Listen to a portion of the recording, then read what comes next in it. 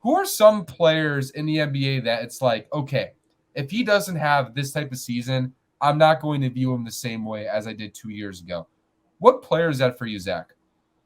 Well, the first one that comes off the mind is, a guy who was the fifth overall pick 2 years ago, Jalen Suggs, and he Ooh. hasn't shown anything to me that he's even close to worth to that. I mean, he was averaging like 9, 3, and 3 last year, and his numbers dropped. His efficiency went up though, but I mean, he's got to take a big jump here this year, or he's going to be taking the back seat on this Magic team because they have a lot of guards like Anthony Black, like guys like Cole Anthony or Markel Fultz that could actually push him out of legit minutes. Rotation. Like, I don't know. It has to happen at this year at some point. I remember Raptors fans were really upset when they didn't get him, and I had Scotty Barnes graded higher, and I was trying to convince them that that shouldn't be that way. But I mean, as a top 5 guy, you can't be playing this bad. And then another guy, Denny Advia, we were just talking about. I think with an increased role this year, he has to show something, and if he doesn't, he's just gonna be a certified role player probably for his career. I got 3 guys, man. I'm gonna go low end with the first one, Cam Reddish. If he don't pop this year, it's over. The career is over. He's been dealing with a couple injuries and also, of course, inconsistent play.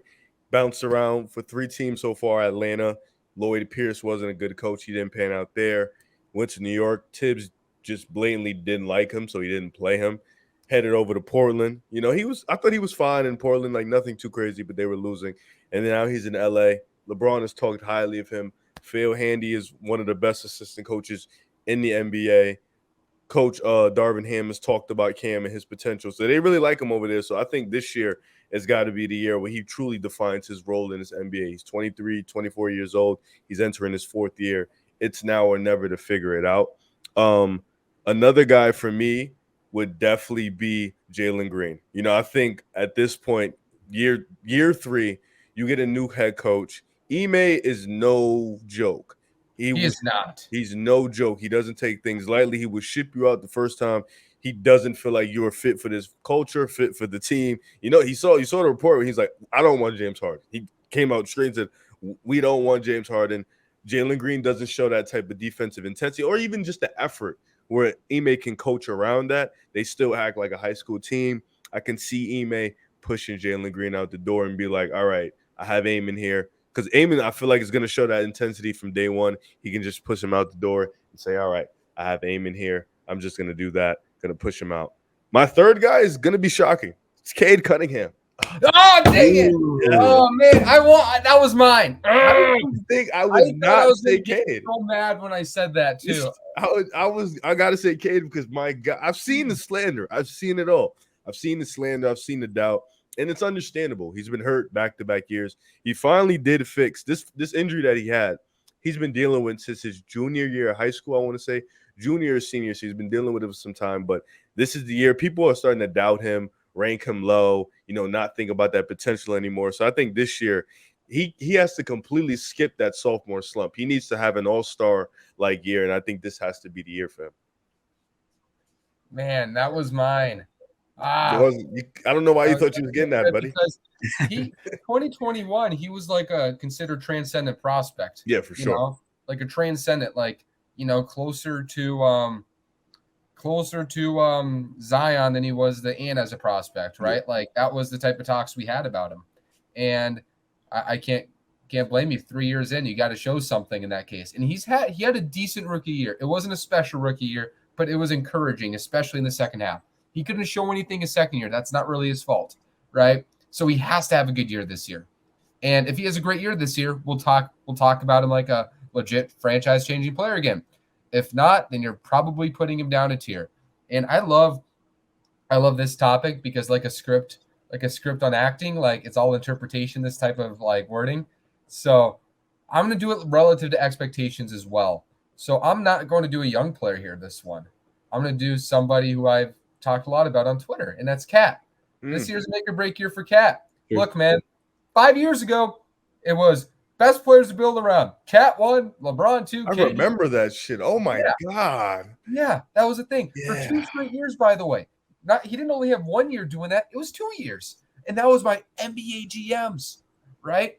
And then, like, you look at the rest of his career. Obviously, we can talk about the playoffs, but this is a guy who's also, if we're going to make excuses, like, he's had a very bad situation, a constant roster change. He's been hurt multiple times. He's had the wrist. He's had the calf, right? Like, he's had, even though I don't buy in all the excuses, he has excuses for why he hasn't, lived up to the hype, right?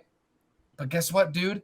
This is your second year. You have 2 All-NBA caliber or one player who's made an All-NBA team in Rudy Gobert, someone who's probably making an All-NBA team in the next year or two in Anthony Edwards. You have a decent coach. You have a good bench. Like, you're healthy this summer. Like, if you don't show up in year 9, you're a super senior now, dude.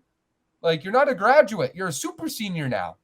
If you don't put it together this year, I think everybody's done. Like, we're trending toward that way. But if Cat doesn't have a bounce back year where he shows an ability to handle adversity, especially with all the talking he's done on podcasting lately, like, if he doesn't have a great year, I think every soul is out on him.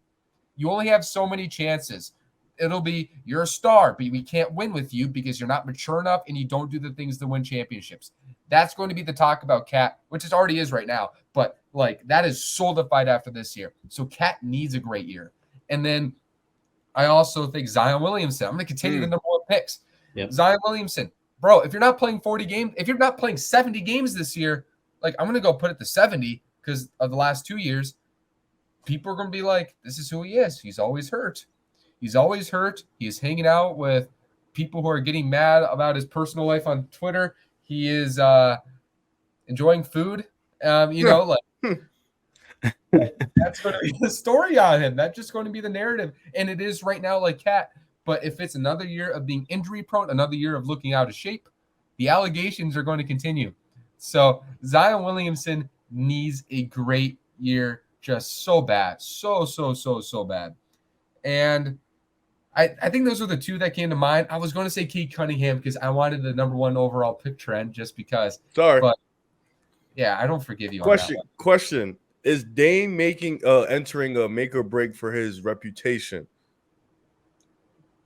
What would you say the reputation is? So he's been known as this loyal to the code guy. He's already broke that. Yeah. But I'm saying in terms of just his legacy, what he's done for Portland. If he goes, let's say hypothetically, he gets traded. Let's say he got traded yesterday, right? So we didn't have this topic. He got traded yesterday. He's going to Miami. Now, is this a make or break season on whether now he has a great team, he has a team that can finally contend? Does he need to win it that first year? There's a narrative that he's a great playoff performer. It's wrong, but we'll get past that for sure. Top to bottom, it's not the same. He's just lower efficiency, lower scoring, lower volume. All that stuff goes down in the playoffs for him. He has 2 game winners and the lack of attention in Portland that he holds on to solidify that legacy. So if he doesn't kill it in Miami when everybody's watching him, that'll change. And I think that perception will change. So, sure. Probably.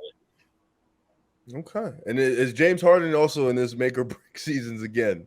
I'm solidified on him, but yeah, he's already. I don't think he can really change much unless he wins a championship next year, which I don't see happening.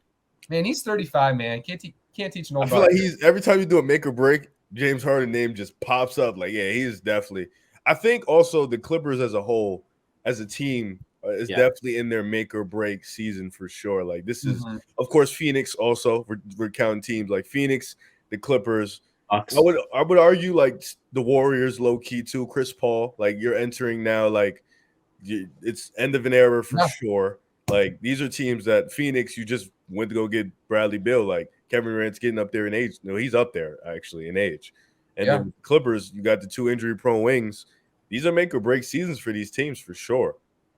I think I sound like a generational casual here because I'm only mentioning number 1 picks in this conversation. But DeAndre Ayton is another guy. That's like true. if he doesn't have a big bounce back year, right? Like I always thought he was crazy overrated. I've always thought that. And I just been proven right. But like everybody else, like, I think you need to see Ayton show something, especially as a defensive anchor, for people to believe in him again. So big year for him as well. big time. I was one of the people who thought he was going to be so dominant coming out of college. I was so in. I'm like, no, he's a dog. Like when they picked him one, I was like, it's fine. It's okay. Luka's not that good. I lied. I so lied bad. Even Trae Young, I was like, he ain't gonna be that good either. He's shooting half court shots in college. It's not gonna work. It's working. It's working so bad. I loved Luka. I loved him as a prospect. Yeah, I loved Aiden, man. I failed. What were you saying, Zach? Because we interrupted you like 8 times. I was gonna talk about like the Bucks as they're gonna make a break year for me too, because you know they have the oldest roster in the league, and if they have another first or second round exit, I think it would probably be time to blow that core up a little bit. And Giannis, how desperate is he to win our championship? Like, does he actually maybe want to leave? I would say probably not right now, but I mean that's a conversation that's going to be had again if he doesn't sign an extension soon. That's a good one. I didn't even think about Milwaukee. They're so old. Oh my god. I think they're like 30 average age or something. Yeah, something like that. How long do we have to say Boston's in a make or break?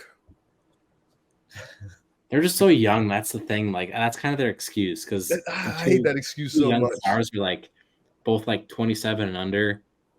I don't know. Because when you look at like all-time greats and like I'm not saying they're gonna be all-time greats, but when guys win championships, it usually happens when they're like 27 or 28 and they're not there yet. So I don't know. It's just I think I like what they did with like getting Porzingis and stuff, trying to fit a better piece around that. I just think like Zach, you made a good point. Usually guys don't win until like 27, 20, but like cores don't stick together for this long unless they have a ring or two in their midst. Like the Spurs kind of changing though. Marcus Smart getting traded, that was kind of the third. Yeah, it's a bit of a retooling process, but like most cores or trios tend to stay together if they have a ring. Like if they got one, they'll just keep trying to get another one, figure it out. When they don't have one, and it's been some time, it's like, all right, buddy, maybe me and you ain't really cutting it. Like we ain't the ones, So, and they're about to give him $300 million. So. Yeah, and the only reason why you would break up that core is if you can get like a legit asset, like if you get like a Scoot Henderson for Jaylen Brown, because if you can't, then why would you, break it up for like some like tier 2 prospect and like future picks that will be in like the late teens, low 20s probably. Like you need to get like an insane piece to, break up that core like actually. That's true. You're right. For sure. And yeah, I think the hard thing about this conversation is there's always going to be a person who's going to put the same person every time on make or break season. It's kind of like New Year's resolutions. It's like, okay, yeah, I'm going to run this time. I'm going to use the gym this year. And then you see a brownie, then you give up. And then it's next year. Okay, this is the year I am going to work out. Nope. Sounds like Ben Simmons fans when they see him in the gym, thinking he's going to bring a jump shot. How many make or break years has he had? Ben Simmons yearly gym picks. It's actually hilarious. And gosh, he's the first person to like have an expired. Like he's like one of those people. He has like a 20-year subscription and somehow it expired.